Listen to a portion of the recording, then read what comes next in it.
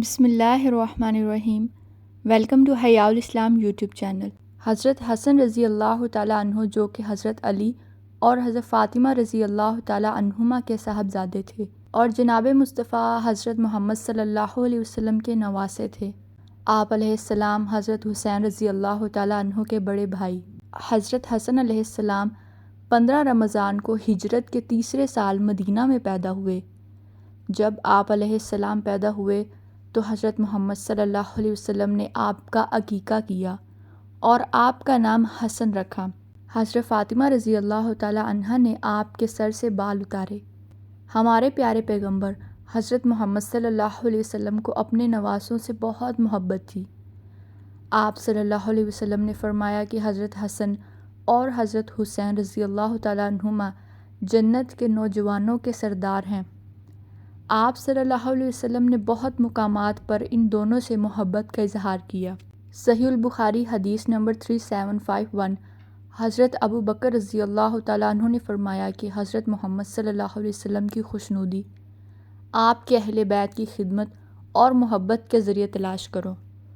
حضرت انس رضی اللہ تعالیٰ عنہ سے روایت ہے کہ انہوں نے فرمایا حضرت حسن بن علی رضی اللہ تعالیٰ عنہ سے زیادہ مشابہ رسول اللہ صلی اللہ علیہ وسلم کے اور کوئی شخص نہیں تھا۔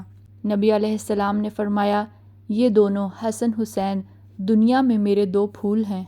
حجاج شعبہ عدی حضرت برا رضی اللہ تعالیٰ عنہ سے روایت انہوں نے کہا میں نے رسول اللہ صلی اللہ علیہ وسلم کو اس حال میں دیکھا حضرت حسن بن علی رضی اللہ تعالیٰ عنہ آپ کے کاندھے پر تھے اور آپ یہ فرما رہے تھے اے اللہ میں اس سے محبت رکھتا ہوں تو بھی اس سے محبت کر۔ حضرت حسن علیہ السلام کی 3 بیویاں اور 3 باندیاں تھیں۔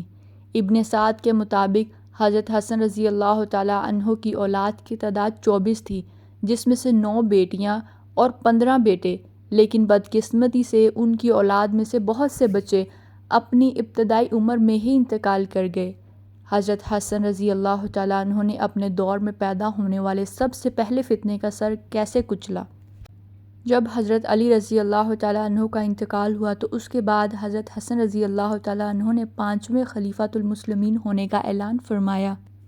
حضرت معاویہ رضی اللہ تعالیٰ عنہ جن کا پہلے سے ہی خلافت کے متعلق حضرت علی رضی اللہ تعالیٰ عنہ سے اختلاف چل رہا تھا، انہوں نے حضرت حسن رضی اللہ تعالیٰ عنہ سے بھی اختلاف شروع کر دیا تو حضرت حسن رضی اللہ تعالیٰ عنہ نے ایک امن معاہدے پر فیصلہ مقرر کیا اور 6 یا 7 ماہ تک خلافت کرنے کے بعد حضرت معاویہ کو حکومت سونپ دی۔ اسی واقعے کی پیشن گوئی کرتے ہوئے ہمارے پیارے نبی حضرت محمد صلی اللہ علیہ وسلم نے اس طرح فرمایا۔